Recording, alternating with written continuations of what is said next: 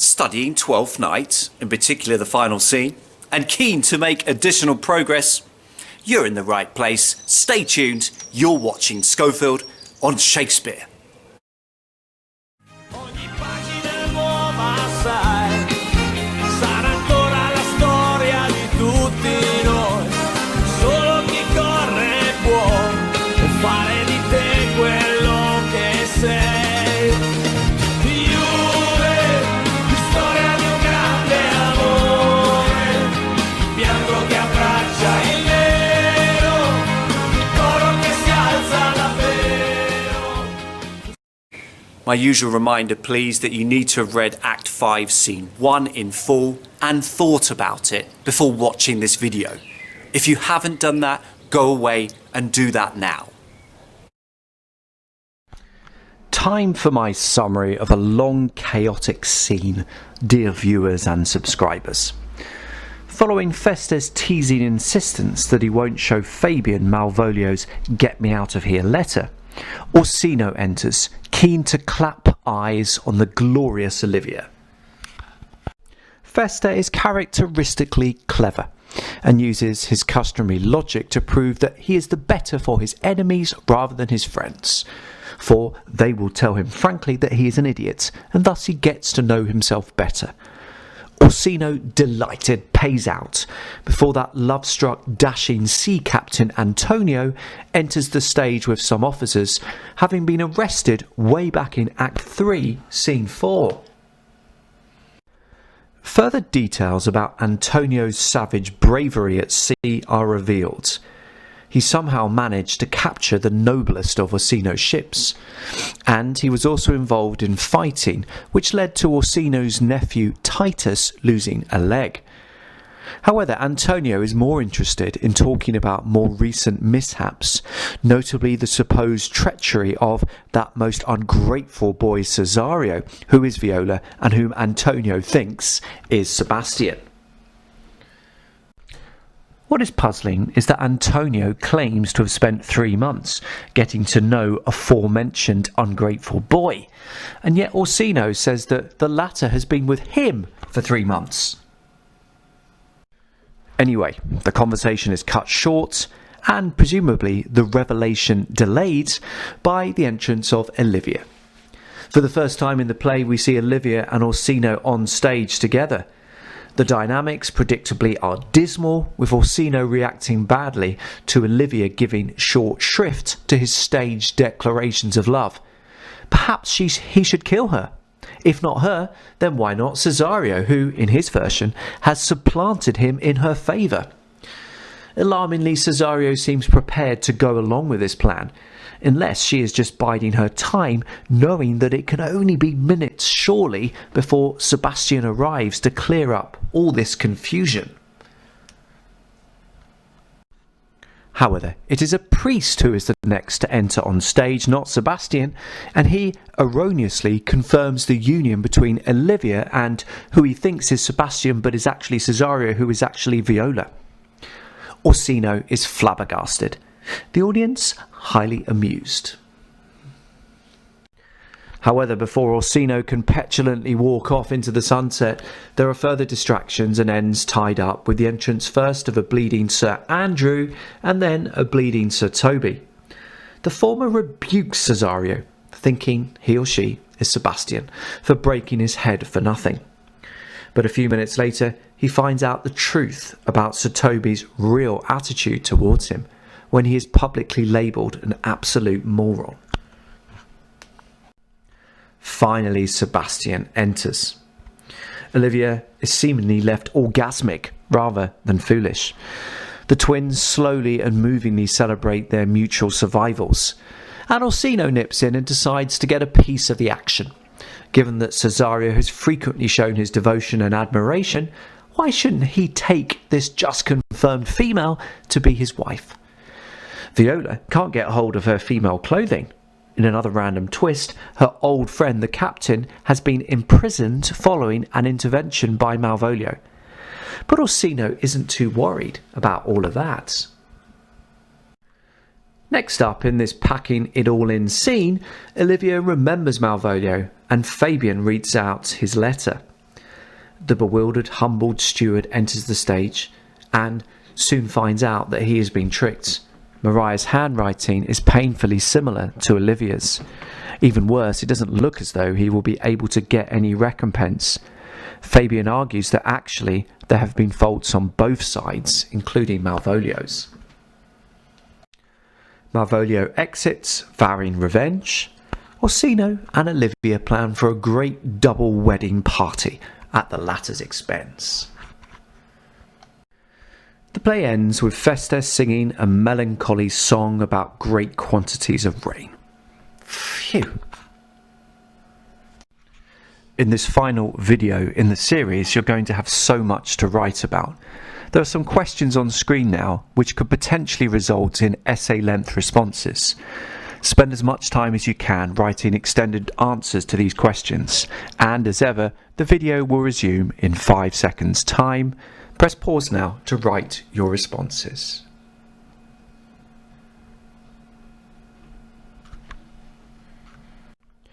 Question 1. This scene includes all the main characters in the play with the exception of Mariah. Compare and contrast the final appearance of 3 characters who could be seen as outsiders: Sir Andrew, Malvolio and Feste. Let's get the potential controversy out of the way first. Okay to Sir Andrew and Malvolio. But why have I classed Feste as an outsider, given that he seems such a firm favourite amongst both Orsino and Olivia's households? Well, yes, he is a different kind of outsider to Sir Andrew and Malvolio, but for me he retains a kind of indifferent independence from the key characters in Illyria, in spite of the fact he is technically employed by Olivia. In his first appearance, Act 1, Scene 5, Maria rebukes him for having disappeared for presumably a significant period of time. Why else the suggestion that her lady will hang thee for thy absence? Surprisingly, he is not present during the famous Act 2, Scene 5 Malvolio gulling scene. And for me, he seems to spend a significant period doing what he wants, when he wants, albeit whilst using every opportunity to acquire cash. So in one moment he will appear to entertain Sir Toby and Sir Andrew with a catch, Act 2 Scene 3, whilst in another Orsino will be wondering where he is, so that he can hear a great old tune again, Act 2 Scene 4. Yes, Feste is a part of the anti-Malvolio brigade, hence his willingness to disguise himself as Sir Topas in Act 4 Scene 2, but his persistence in using language exclusively to subvert rather than communicate, irrespective of his audience, marks him out as an outsider. So hopefully you're now on side with the categorisation of Sir Andrew, Malvolio and Feste as outsiders. Let's start comparing and contrasting their final appearances in the play in chronological order. First up, Sir Andrew. His final line is the affectionate, wholehearted and loyal vow that he will help his injured buddy, which is repudiated in such a heartbreaking way. The contrast between the camaraderie and kindness implied within the phrase "we'll be dressed together" and Sir Toby's stinging list of insults is stark. Whilst we, the audience, have known for some time that Sir Toby may be laughing at Sir Andrew behind his back and using him, the line "I have been dear to him, lad, some 2,000 strong or so" comes to mind amidst others. This is the first time that Sir Toby has been anything other than apparently supportive or jokey. And it is the suddenness and the viciousness of the switch which startles and creates pathos. Whereas Malvolio responds with presumably spite and faux spirit when he says, "I'll be revenged on the whole pack of you," it is Sir Andrew's silence which both makes us feel for him, but also leaves his final reaction open to greater interpretation. Here's what happens in the 1970 TV version of the play, directed by John Sichel. It's all right. It's hurt me as an end. Did see Dick Surgeon sort. Oh, he's drunk, Sir Toby, an hour ago. His eyes were set at 8 in the morning. He's a rogue and a penny vicious penny. hate a drunken rogue. Away with him. Who hath made this havoc with them? I'll help you, Sir Toby, because we'll be dressed together. Will you help an ass-head in a costume, a knave, a thin-faced knave, a gull, a gull. Get him to bed and let his hurts be looked to. In this production, Sir Toby is too drunk for his words to carry a great deal of pathos. Yes, he does direct a few half-hearted slaps in the vague direction of Sir Andrew's cheeks, but the two do walk off together. Sir Andrew may be mildly humiliated, but you sense that his loyalty will be strong enough to outlive what he is brainlessly likely to view as a temporary aberration. For me, I prefer the 1986 production of the play, directed by Neil Armfield, at least for its interpretation of this moment.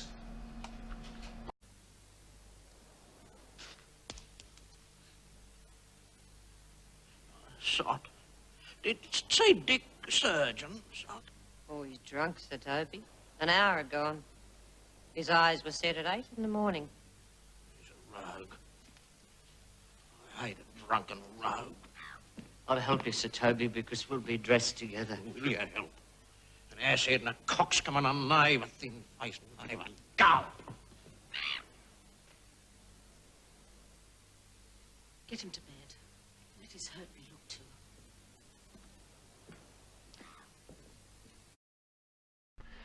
Sir Toby gives Sir Andrew a dismissive shove at the end of his out-of-the-blue list of abusive names, and make no mistake about it, Sir Andrew's face indicates the bewildered hurt that he must be feeling at this moment. Act 5, Scene 1 can be seen as the scene of revelations, of characters learning the truth about themselves and each other. Step by step disguises are exposed, and those who are sharp-witted, intelligent, and or of sufficiently high class to flourish within Illyria end the play smiling. Within the world of Illyria, Sir Andrew is just too stupid, too gullish to flourish. Thus he is left to slope off the stage very much on his own, a chastened outsider destined to return to his significantly reduced estate. But of course the treatment of these outsiders has the potential to cast a shadow over the otherwise happy mood of Act 5 Scene 1, just as Shylock's conversion looms uncomfortably over the fun, farcical nonsense about rings in the final scene of The Merchant of Venice. Thus one directorial decision, detailed within North American Players of Shakespeare, a book of interviews, edited by Michael Shergott. Press pause to read this now.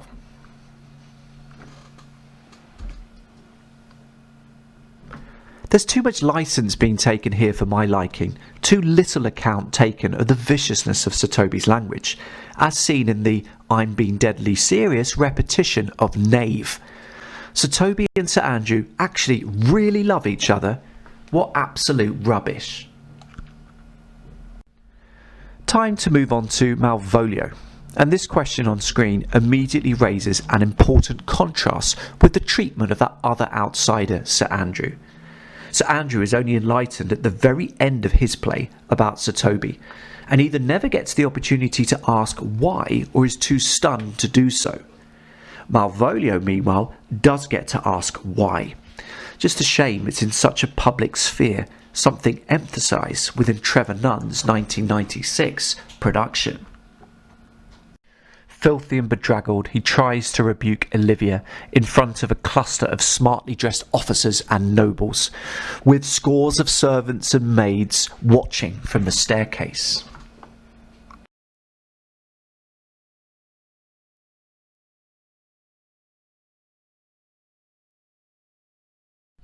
And Malvolio gets answers.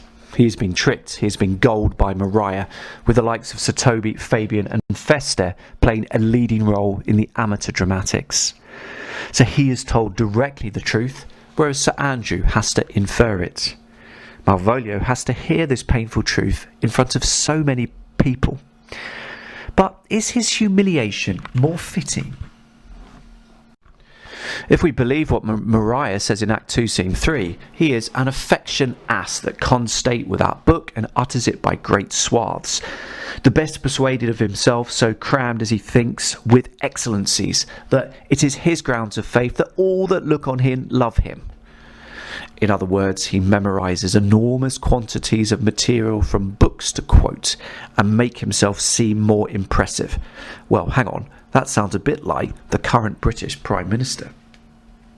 Swaths refer to the quantity of corn that can be cut down with one sweep of a scythe. The overall impression is of moronic excess, whilst if he genuinely thinks that he is crammed with excellencies, too full up with perfections, and that just one look at his face will make people admire him, well then maybe it's no bad thing that he has been so publicly brought down several pegs. Assuming that Olivia's line in the first section on screen is directed towards Sir Toby, and that Sir Andrew's broken head wound is of no interest or significance, it is only Malvolio who receives compassionate treatment from someone on the stage following his humiliation. Olivia clearly cares for him. Who can forget her seemingly disproportionate remark from Act 3, Scene 4, that she would not have him miscarry for the half of my dowry? Yet perhaps this compassion is outweighed by the strength of the dislike that several people hold towards him. Whereas Sir Toby is the only person who is cruel towards Sir Andrew, Maria thinks that he is an idiot, but does not feel inclined to torment him for this. Sir Toby, Maria, Fabian and Feste's acquiescence in the imprisonment plot indicates sustained hostility. And what about this line here from Feste, in which he scornfully requotes the most famous lines from Maria's forged letter? Some are born great, some achieve greatness, and some have greatness thrust upon them. Talk about Feste getting every drip of humiliation out of this moment, also seen in him revelling in his revelation of his taunting as Sir Topas. However, the clues for such an attitude lie within another quoted phrase, not from Maria's letter, but from Malvolio himself. Feste references his first appearance of the play in Act 1, Scene 5, in which, when Malvolio was asked for his opinion on Feste by Olivia, he took the opportunity to put down and censure. This time it is not a direct quotation, but paraphrasing. Yet the word gagged has clearly stuck. For Feste, this literal gagging or binding of Malvolio during his imprisonment is clearly poetic justice. Haughtiness, pomposity, failure to give credit to different viewpoints and ways of living needs to be punished. Feste even has the audacity to imply that it is fate which has caused Malvolio's downfall, rather than his own and Maria's very deliberate machinations. The subject whirligig of time conjures up the image of time spinning around, ultimately administering just desserts. What goes around comes around kind of thing. Feste's rather disingenuous abdication of responsibility is commented upon by Joan Hartwig within her JSTOR accessed essay Feste's Whirligig and the Comic Providence of Twelfth Night. She writes, Feste's assertion that the whirligig of time has brought this revenge upon Malvolio neglects the fact that Maria has been the instigator and Feste the enforcer of the plot to harass Malvolio. Time's design, insofar as Malvolio is concerned, depends upon Maria's and Feste's will, which differs significantly from a central point that the main plot makes, that human will is not the controller of events. At least when Sir Toby insults Sir Andrew, he is doing it directly and finally bringing the thin-faced one to a realisation of the truth about his feelings towards him. But with Malvolio, the final line delivered before he exits the stage vowing revenge suggests that a much more powerful force beyond human control is punishing him. It isn't just mere humans and clowns who have been getting at him, but fate and time itself. And this, to me, feels more sinister and perhaps unfair. So both Sir Andrew and Malvolio's final appearances result in pathos, although we understand why these two have been singled out.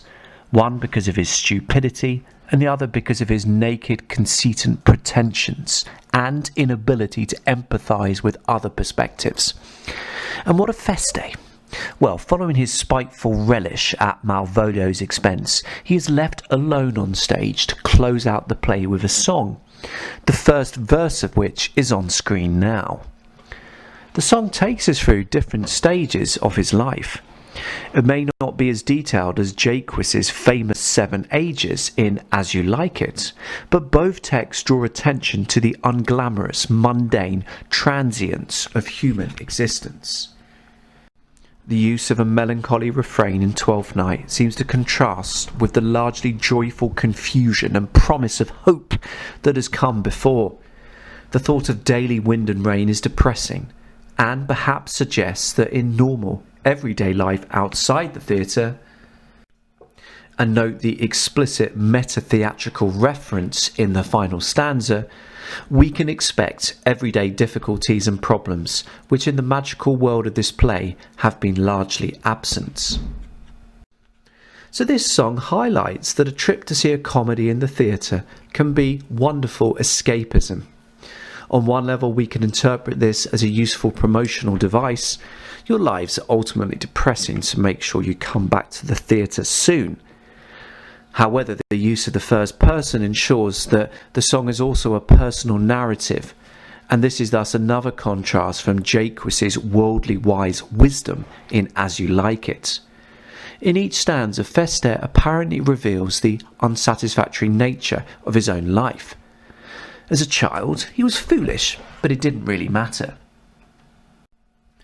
In the second stanza, as a man, he seems to position himself as part of a group isolated and shunned from society. In the third stanza, he is a married man, but for all his blustering and boasting, he was never deemed successful.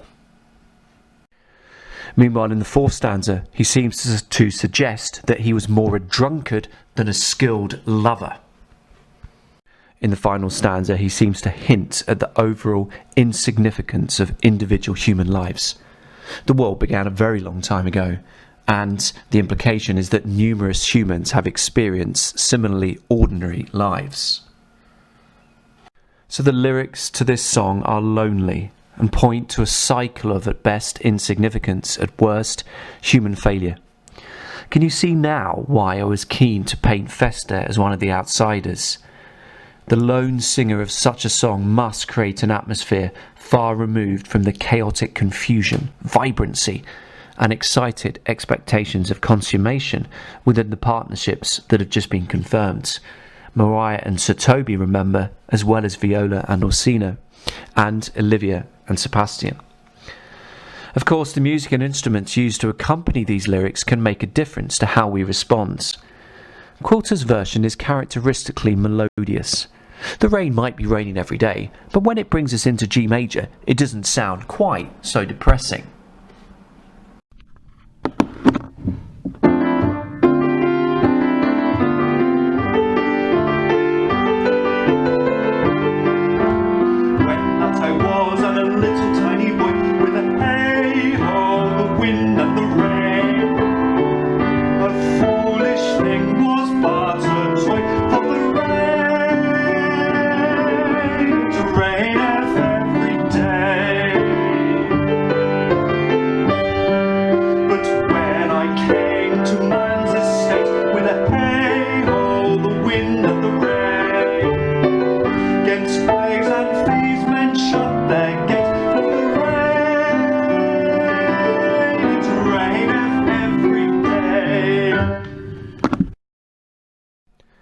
The Stanford version seems more whimsical, but there are some lovely semi-quaver runs for the singer to relish, whilst the movement from D minor to D major for the final couplet, which includes a jolly arpeggio run for the final few bars, ensures that the positivity experienced pre-song can, perhaps, be resuscitated.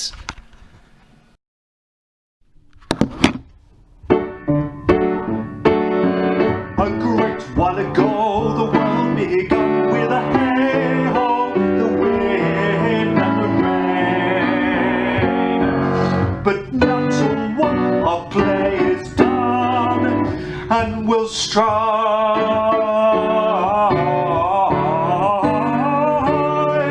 to please you every day.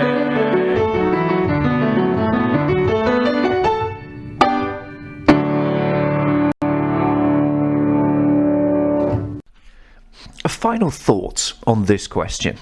Why not the inclusion of Antonio as an outsider?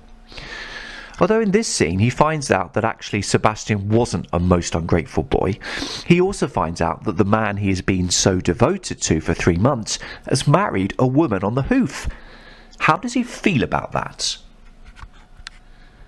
The text gives no clues, with his final lines being simply to express marvel at the similarities between the twins. We're not even formally told how Orsino will proceed with him in relation to his shameful sea past. Presumably he will be pardoned, given his loyal services to the Count's new brother-in-law. But we don't know this for sure. Shakespeare simply forgot about him. Hence, I have done the same. Question 2. To what extent do you feel that the ending of the play is happy and satisfactory? Let's take the second adjective first, and in a particular way. Twelfth Night is a comedy, and to feel like a satisfactory comedy, it needs to meet some general criteria. Certain things need to have taken place during the course of the play. There needs to be marriages or betrothals. No problem there. We've got 3 of them. There also needs to be deception and misunderstanding, which can in part be triggered by the effect of a character's disguise. So in Twelfth Night we have Malvolio being deceived by Maria's letter, and the vast majority of the cast for the vast majority of the play being taken in by Cesario. The article in Introduction to Shakespeare's Comedy is helpful for those of you looking to look more closely at the features of Shakespearean comedy as exemplified in other plays. In relation to deception, John Mullen references the benign misunderstanding and deception in A Midsummer Night's Dream.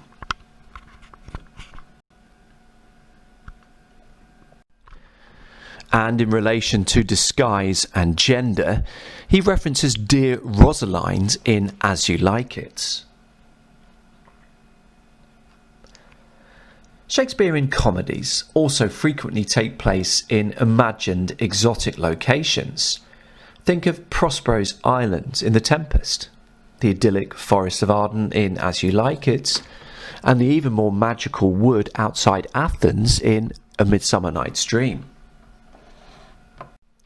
Twelfth Night meets this criteria. Illyria is an imagined place which seems half Italian and half English. Shakespearean comedies also use comic language with plenty of puns and metaphors. Tick. There are potentially other features I could draw attention to, although it is generally felt that defining a Shakespearean comedy is a little trickier than defining a Shakespearean tragedy. What is clear is that it is emphatically not enough to say that a Shakespearean comedy is funny. Partly because, particularly for a modern audience, it isn't always. So returning to the question, the ending here is satisfactory in terms of easily meeting the criteria for a Shakespearean comedy. There is no reason to suppose that the marriages will not be happy, whereas in Measure for Measure, we feel distinctly uncomfortable about the Isabella-Duke liaison.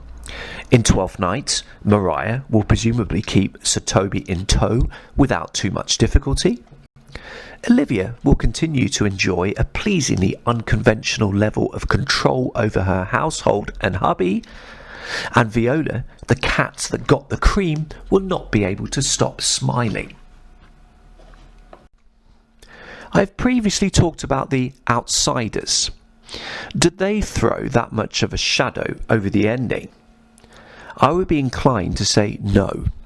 Sir Andrew is quickly forgotten, leaving the stage at line 192 of a near 400-line scene.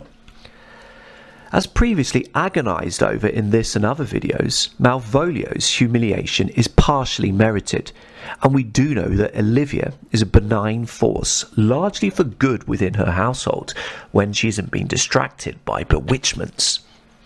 Fester is a whimsical soul, but we have seen him aiding partying and tricks.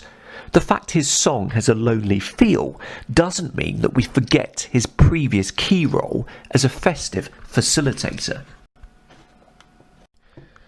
Directors need to decide what to do about Antonio. But if Olivia can quickly get over having married the wrong person, then surely Antonio can also move on, reassured in the knowledge that Sebastian didn't publicly shun him. And whereas a similar-ish, albeit a more major character, Don Pedro in Much Ado About Nothing, has one of his former mates draw attention to his sadness near the very end of that play, Shakespeare's decision to ignore Antonio in Twelfth Night, at least in terms of dialogue, makes it easier for us to do likewise.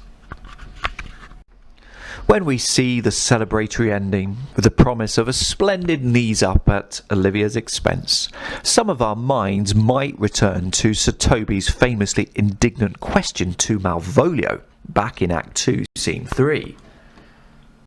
Cakes and ale have triumphed. The idea of having fun and occasional excess without being judged too harshly for it has prevailed against narrow-minded, pig-nosed, excessively inhibited pomposity. Thus, Somerset Maugham, writing centuries after the publication of Twelfth Night in 1930, can extend this principle to encompass free-spirited loving, even if it results in adultery. Justifying Rosie's behaviour, the narrator emphasises the naturalness of her loving and lovemaking. Now, Shakespeare doesn't go that far. There is no suggestion that it would be okay for Olivia to consummate her relationship with Sebastian and then later enjoy some additional natural lovemaking with, say, Sir Andrew and Malvolio. But this comparison illustrates the importance of not judging, of going with the flow, or celebrating what life throws at you, which is the abiding mood in Twelfth Night. Question 3. Why do you think the play is called Twelfth Night? Well, Twelfth Night refers to the 12th night after Christmas, the final night of the festive season. Normal work and life will shortly resume, so it's the final chance to enjoy some carefree fun before returning to the grind of the millstone. Thus tricks are played, copious amounts of alcohol are consumed, and men and women dizzily and frantically fall in love. Hence the aptness of Fester's song at the end of the play. It is a gentle reminder that Twelfth Night is only temporary, and everyday life is somewhat more prosaic. Finally, we've come to the end of these series of videos on individual scenes from Shakespeare's Twelfth Night. I hope they and this video on Act 5, Scene 1 has been useful. Many thanks for watching.